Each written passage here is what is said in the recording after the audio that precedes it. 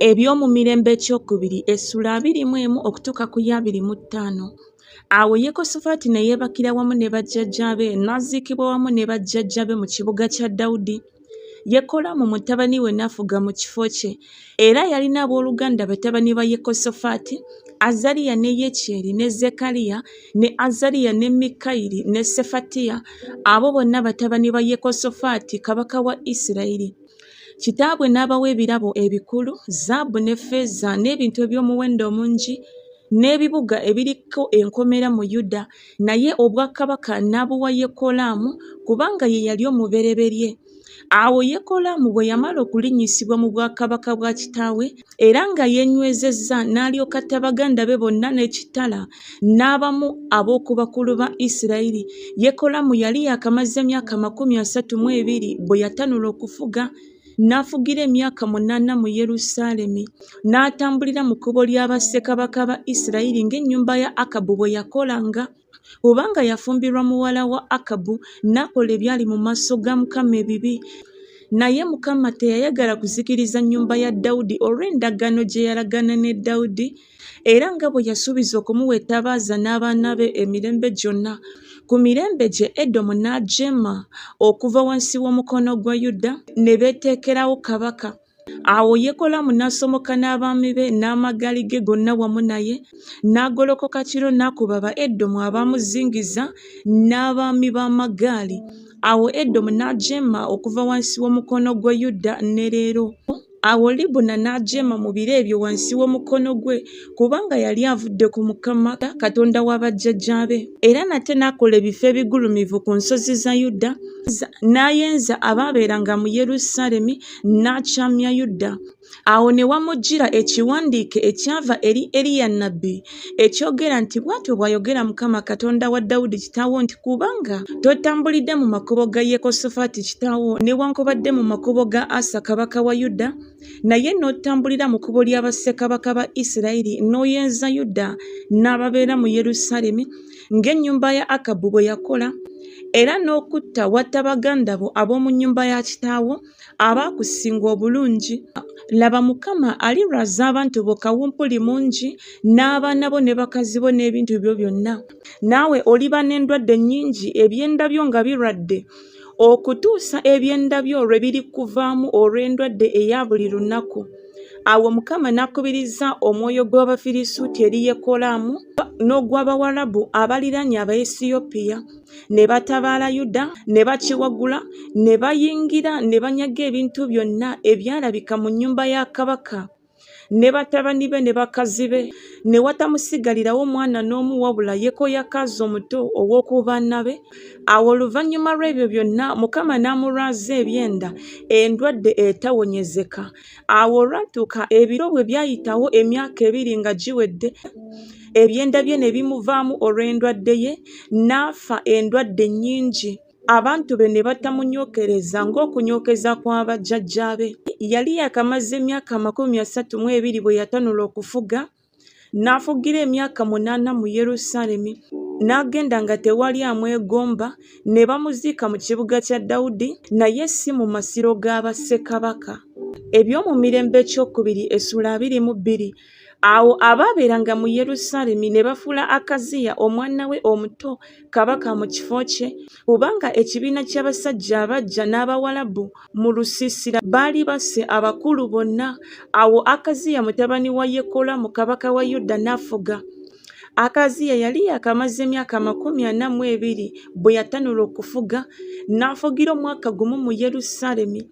Ne nnyina erinnya lye yali Asaliya muwala wa Omuli, era naye n'atambulira mu makubo g'ennyumba ya Akabu, kubanga nnyina ye yamuweereranga okukola obubi. N'akolanga ebyali mu maaso ga Mukama ebibi ng'ennyumba ya Akabu bwe yakolanga, kubanga abo be bamuweereranga kitaawe ng'amaze okufa okumuzikiriza. Era yatambulanga ng'okuteesa kwabwe bwe kwali, n'agenda ne Yekolaamu mutabani wa Akabu kabaka wa Isirayiri okulwana ne Kazayeri kabaka w'e Busuuli e Lamosugireyaadi. Abasuuli ne bafumita Yolamu ekiwundu. Awo n'akomawo okuwonera Yezuleeri ebiwundu bye baamufumitira e Laama bwe yalwana ne Kazayeri kabaka w'e Busuuli. Azaliya mutabani wa Yekolaamu kabaka wa Yuda n'aserengeta okulambula Yekolaamu mutabani wa Akabu e Yezuleeri kubanga alwadde. Era okuzikirira kwa Akaziya kwava eri Katonda kubanga yagenda eri Yolaamu. Kubanga bwe yajja n'agenda ne Yekolaamu eri Yeeku mutabani wa Nimusu, Mukama gwe yali afuseeko amafuta okumalawo ennyumba ya Akabu. Awo olwatuuka Yeeku bwe yali ng'akomekereza omusango ku nnyumba ya Akabu, n'asanga abakulu ba Yuda n'abaana ba baganda ba Akaziya nga baweereza Akaziya, n'abatta. N'anoonya Akaziya ne bamukwata, era yali nga yeekwese mu Samaliya. Ne bamuleeta eri Yeeku ne bamutta, ne bamuziika kubanga bayogera nti ye mutabani wa Yekosafaati eyayonoona Mukama n'omutima gwe gwonna. Ennyumba ya Akaziya n'eteba n'amaanyi okunyweza obwakabaka. Awo Asaliya nnyina Akaziya bwe yalaba omwana we ng'afudde, n'agolokoka n'azikiriza ezzadde lyonna erya kabaka ery'ennyumba ya Yuda. Naye Yekosabeyaasi muwala wa kabaka n'atwala Yowasi mutabani wa Akaziya, n'amubba n'amuggya mu baana ba kabaka abattibwa, n'amuteeka n'omulezi we mu kisenge ekisuulibwamu. Awo Yekosabeyaasi muwala wa kabaka Yekolaamu muka Yekoyaada kabona, kubanga yali muganda wa Akaziya, n'amukweka Asaliya n'atamutta.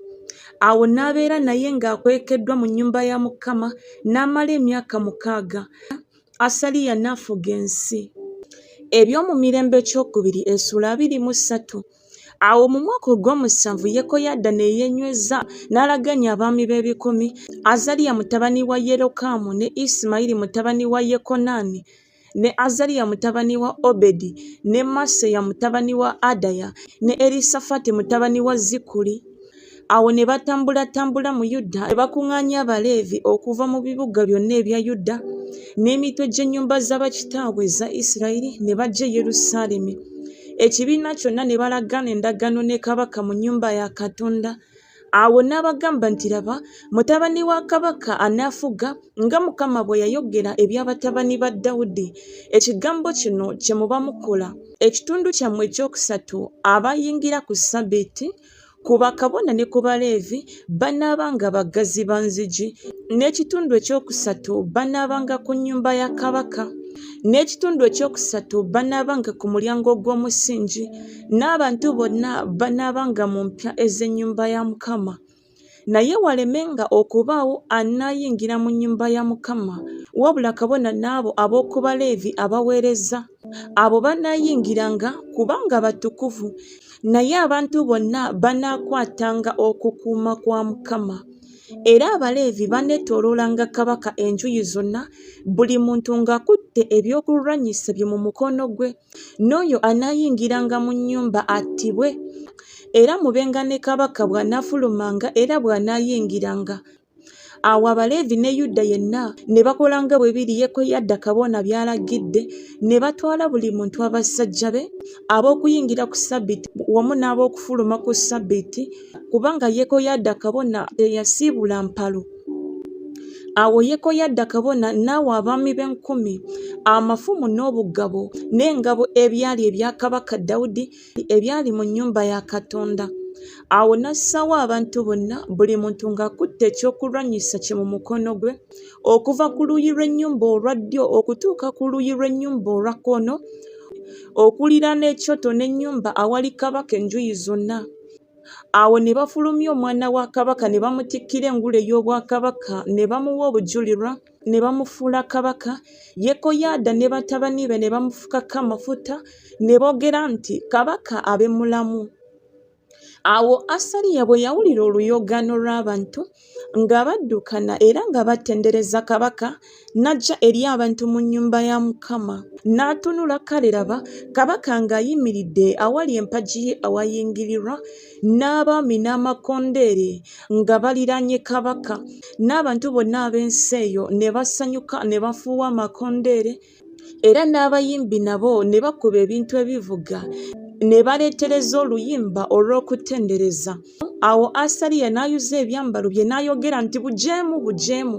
Awo Yekoyaada kabona n'afulumya abaami b'ebikumi abaateekebwawo kojje n'abagamba nti mumufulumye wakati w'ennyiriri n'oyo anaamugoberera attibwe n'ekitala, kubanga kabona yayogera nti temumuttira mu nnyumba ya Mukama. Awo ne bamusegulira n'agenda awayingirirwa mu mulyango gw'embalaasi mu nnyumba ya kabaka ne bamuttira eyo. Awo Yekoyaada n'alagaana endagaano naye yennyini n'abantu bonna ne kabaka babeerenga abantu ba Mukama.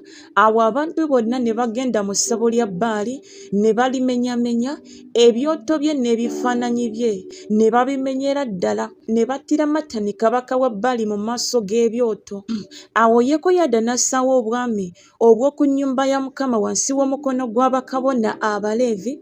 Dawudi be yateekateeka mu nnyumba ya Mukama okuwangayo ebiweebwayo ebyokebwa ebya Mukama nga bwe kyawandiikibwa mu mateeka ga Musa, nga basanyuka era nga bayimba nga Dawudi bwe yateekateeka.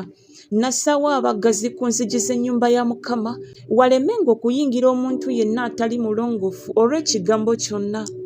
N'atwala abaami b'ebikumi n'abakungu n'abakulu b'abantu n'abaana bonna ab'omu nsi, n'aserengesa kabaka nga bamuggya mu nnyumba ya Mukama. Ne bajja nga bafuluma mu kkubo ery'omulyango gw'engulu ery'ennyumba ya kabaka, ne batuuza kabaka ku ntebe y'obwakabaka. Awo abantu bonna ab'omu nsi ne basanyuka, ekibuga ne kitereera, ne bata Asaliya n'ekitala. Eby'omu Mirembe ekyokubiri Essuula 24. Yowaasi yali yakamaze emyaka 7 bwe yatanula okufuga, n'afugira emyaka 40 mu Yerusaalemi, ne nnyina erinnya lye yali Zebbiya ow'e Beeruseba. Yowaasi n'akola ebyali mu maaso ga Mukama ebirungi ennaku zonna eza Yekoyaada kabona. Yekoyaada n'amuwasiza abakazi 2, n'azaala abaana ab'obulenzi n'ab'obuwala. Awo olwatuuka oluvannyuma lw'ebyo, Yowaasi n'ayagala okuddaabiriza ennyumba ya Mukama.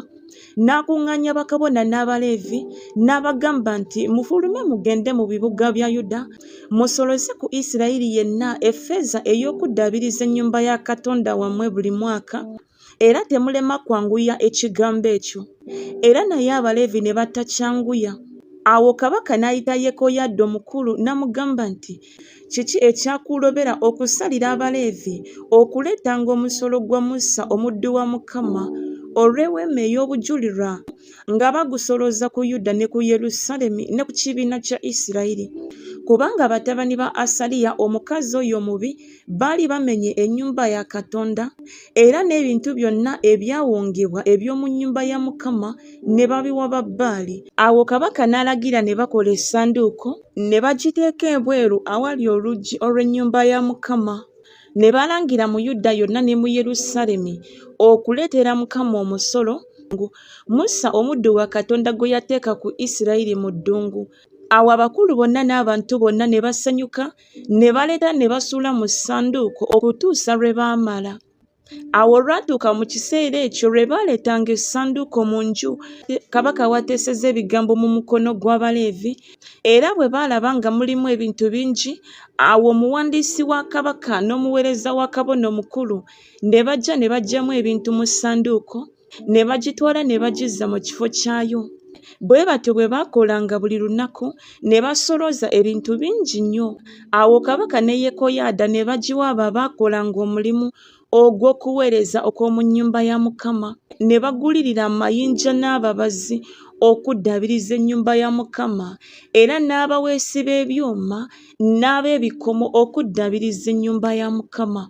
Awo abakozi ne bakola omulimu ne bakamala, ne basimba ennyumba ya Katonda nga bwe kyagwanira, ne baginyweza. Awo bwe baamalira ddala, ne baleeta ebintu ebyafiikawo mu maaso ga kabaka ne Yekoyaada, ne babikoza ebintu eby'omu nnyumba ya Mukama, ebintu ebiweereza era eby'okuwongeramu, n'ebijiiko n'ebintu ebya zaabu ne ffeeza. Ne bawangayo ebiweebwayo ebyokebwa mu nnyumba ya Mukama obutayosanga ennaku zonna eza Yekoyaada. Naye Yekoyaada n'akaddiwa ng'ajjudde ennaku, ng'awangadde ennaku nnyingi n'afa. Yali yakamaze emyaka 130 we yafiira. ne bamuziika mu kibuga kya Dawudi mu bakabaka kubanga yakola bulungi mu Isirayiri n'eri Katonda n'ennyumba ye. Awo oluvannyuma Yekoyada ng'afudde, abakulu ba Yuda ne bajja ne bavuunamira kabaka. Awo kabaka n'abawulira. Ne baleka ng'ennyumba ya Mukama Katonda wa bajjajjaabwe ne baweerezanga ba Asera n'ebifaananyi. Obusungu ne bujja ku Yuda ne ku Yerusaalemi olw'omusango gwabwe ogwo. Era naye n'abatumira nga bannabbi okubakomyawo eri Mukama, ne babanga bajulirwa eri bo, naye ne bataganyanga kutega matu. Awo omwoyo gwa Katonda ne gujja ku Zekaliya mutabani wa Yekoyada kabona. N'ayimirira wagguluko awali abantu n'abagamba nti bw'atyo bw'ayogera Katonda nti, musobezanga ki ebiragiro bya Mukama n'okuyinza ne mutayinza kulaba mukisa? Kubanga mwaleka Mukama era naye kyavudde abaleka mmwe. Ne bamwekobaana era olw'ekiragiro kya kabaka ne bamukubira amayinja mu luggya olw'oku nnyumba ya Mukama. Bw'atyo Yowasi kabaka n'atajjukira kisa kye yakolwa Yekoyada kitaawe, naye n'atta mutabani we. Awo bwe yali ali kumpi okufa n'ayogera nti, Mukama akitunuulire akivunaane. Awo olwatuuka omwaka bwe gwayitawo, eggye ery'Abasuuli ne limutabaala, ne bajja eri Yuda ne Yerusaalemi. Ne bazikiriza abakulu bonna ab'abantu okubamalawo mu bantu, ne baweereza omunyago gwabwe gwonna eri kabaka w'e Damasiko. Kubanga eggye ery'Abasuuli lyajja nga balina ekibiina ky'abasajja ekitono, Mukama n'agabula mu mukono gwabwe eggye eddene ennyo nnyini, kubanga baali balese Mukama Katonda wa bajjajjaabwe. Awo bwe baamuvaako, kubanga baamuleka obulwadde nga bumukutte nnyo, abaddu be ye ne bamwekobaana olw'omusaayi gw'abatabani ba Yekoyada kabona, ne bamuttira ku kitanda kye n'afa. Ne bamuziika mu kibuga kya Dawudi, naye ne batamuziika mu masiro ga bassekabaka. Era bano be baamwekobaana: Zabadi mutabani wa Simeyaasi omukazi Omwamoni, ne Yekozabadi mutabani wa Simulisi omukazi Omumowaabu. Era eby'abatabani be n'emigugu egyabateekebwako bwe gyali emikulu n'okuzimba nate ennyumba ya Katonda, laba byawandiikibwa mu bitegeeza eby'ekitabo kya bassekabaka. Amaziya mutabani we n'afuga mu kifo kye. Eby'omu Mirembe ekyokubiri essula 25. Amaziya yali yakamaze emyaka 25 bwe yatanula okufuga, n'afugira emyaka 29 mu Yerusaalemi, n'erinnya lya nnyina lyali Yekoyadaani ow'e Yerusaalemi. N'akola ebyali mu maaso ga Mukama ebirongoofu, naye si na mutima ogwatuukirira. Awo olwatuuka obwakabaka bwe bwanywezebwa gy'ali, n'alyoka atta abaddu be abatta kabaka kitaawe, naye n'atatta abaana baabwe. Naye n'akola ng'ekyo bwe kiri ekyawandiikibwa mu mateeka ag'omu kitabo kya Musa, nga Mukama bwe yalagira nti, kitaawe talangibwanga gwa abaana be okumutta, so n'abaana tebalangibwanga gwa bakitaawe okubatta, naye buli muntu alangibwenga okwonoona kwe ye okumutta. Era nate Amaziya n'akuŋŋaanya Yuda, n'abateekateeka ng'ennyumba z'abakitaabwe bwe zaali, nga batwalibwa abaami b'10 n'abaami b'10, Yuda yenna ne Benyamini, n'ababala abaakamaze emyaka 20 n'okukirawo, n'abalabanga basajja abalonde obusiriivu 3, abaayinza okutabaala, abaayinza okukwata effumu n'engabo. Era n'agulirira abasajja b'amaanyi abazira kasiriivu ng'abajja mu Isirayiri olwa talanta eza ffeeza 10. Naye ne wajja gy'ali omusajja wa Katonda ng'ayogera nti, gwe kabaka, eggye lya Isirayiri lireme okugenda naawe, kubanga Mukama tali wamu ne Isirayiri, tali wamu n'abantu bonna aba Efulayimu.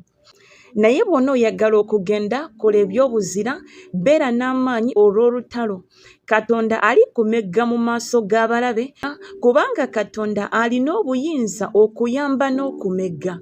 Awo Amaziya n'agamba omusajja wa Katonda nti, naye tunaakola tutya olwa talanta 10 ze maze okuwa eggye lya Isirayiri? Omusajja wa Katonda n'addamu nti, Mukama ayinza okukuwa ebisinga ennyo ebyo. Awo Amaziya n'abaawulamu eggye eryali lizze gy'ali nga livudde mu Efulayimu okuddayo ewaabwe. Obusungu bwabwe kyebwava bubuubuuka ennyo eri Yuda, ne baddayo ewaabwe nga baliko ekiruyi kingi. Awo Amaziya n'aguma omwoyo n'atabaza abantu be, n'agenda mu kiwonvu eky'omunnyo, n'atta ku baana ab'oku Seyiri 100. Abaana ba Yuda ne bawamba ne batwala 10 abalala ne babaleeta waggulu ku lwazi ne babasuula wansi okuva ku bbanga ly'olwazi n'okumenyeka ne bamenyeka. Naye abasajja ab'omu ggye Amaziya lye yazzaayo baleme okutabaala naye ne bagwa ku bibuga bya Yuda okuva e Samaliya okutuuka e Besukoloni ne battamu 3,000 ne banyaga omunyago mungi. Awo olwatuuka Amaziya bwe yakomawo ng'assa Abaedomu n'aleeta bakatonda b'abaana ab'oku Seyiri n'abasimba okuba bakatonda be n'avuunama mu maaso gaabwe n'abootereza obubaane. Obusungu bwa Mukama kye bwava bubuubuuka ku Amaziya n'amutumira nnabbi n'amugamba nti, wagenderera ki eri bakatonda b'abantu abataawonya abantu baabwe bo mu mukono gwo? Awo olwatuuka bwe yali ng'ayogera naye, kabaka n'amugamba nti, twali tukuyingizizza ggwe mu bateesa ne kabaka. Lekera awo, wandikubiddwa lwaki? Awo nnabbi n'alekeraawo n'ayogera nti, manyi nga Katonda amaliridde okukuzikiriza kubanga wakola ekyo n'otowulira kuteesa kwange. Awo Amaziya kabaka wa Yuda n'ateesa ebigambo n'atumira Yowaasi mutabani wa Yekoyakaazi mutabani wa Yeeku kabaka wa Isirayiri ng'ayogera nti, jangu tulabagane n'amaaso. Awo Yowaasi kabaka wa Isirayiri n'atumira Amaziya kabaka wa Yuda ng'ayogera nti, omwennyango ogwali ku Lebanoni gwatumira omuvule ogwali ku Lebanoni nga gwogera nti, wa muwala wo mutabani wange amufumbirwe. Awo ensolo ey'omu nsiko eyali ku Lebanoni n'eyitawo n'erinnyirira omwennyango. Oyogera nti, laba, okubye Edomu n'omutima gwo gukugulumizizza okwenyumiriza. Obeere nno eka. Lwaki okweyingiza mu bitali bibyo n'ofiirwa n'ogwa ggwe ne Yuda wamu naawe? Naye Amaziya n'atakkiriza kuwulira kubanga kyava eri Katonda abagabule mu mukono gw'abalabe baabwe kubanga baanonyanga bakatonda ba Edomu. Awo Yowaasi kabaka wa Isirayiri n'atabaala, ye ne Amaziya kabaka wa Yuda ne balabaganira n'amaaso e Besusemesi ekya Yuda. Yuda n'agobebwa mu maaso ga Isirayiri ne baddukira buli muntu mu weema ye. Awo Yekoyaasi kabaka wa Isirayiri n'awambira Amaziya kabaka wa Yuda mutabani wa Yowaasi mutabani wa Yekoyakaazi e Besusemesi n'amuleeta e Yerusaalemi n'amenyamenya bbugwe wa Yerusaalemi okuva ku mulyango gwa Efulayimu okutuuka ku mulyango gw'oku nsonda, emikono 400, n'anyaga ezaabu ne ffeeza yonna n'ebintu byonna ebyalabika mu nnyumba ya Katonda wamu ne Obededomu n'ebyobugagga eby'omu nnyumba ya kabaka era n'emisingo nabo n'addayo e Samaliya. Awo Amaziya mutabani wa Yowaasi kabaka wa Yuda n'awangaala emyaka 15.